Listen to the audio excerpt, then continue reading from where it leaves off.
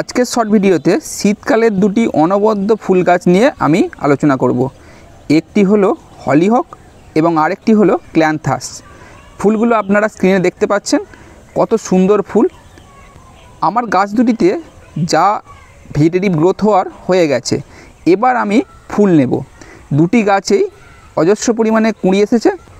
এই সময় প্রথমেই করতে হবে কি, নিচের দিকের শুকনো হয়ে যাওয়া পাতাগুলি পরিষ্কার করে আগাছাগুলিকে তুলে ফেলতে হবে এবং তারপরে নিচের দিকের মাটিটি হালকা করে খুশে নিয়ে আমি লাল পটাশ বা এনপিকে 0050 আপনাদের কাছে যেটি আছে সেটিই প্রয়োগ করতে পারেন।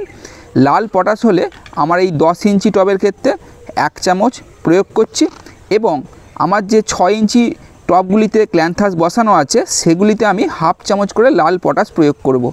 আর যদি আপনারা এনপিকে 0050 দেন তাহলে সেক্ষেত্রে 1 লিটার জলে 2 গ্রাম থেকে 3 গ্রাম মিশিয়ে আপনারা মাটিতে প্রয়োগ করুন।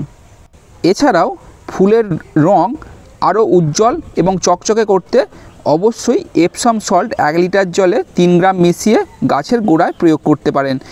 এটা অপশনাল, এটা আপনারা প্রয়োগ করতেও পারেন আবার নাও পারেন।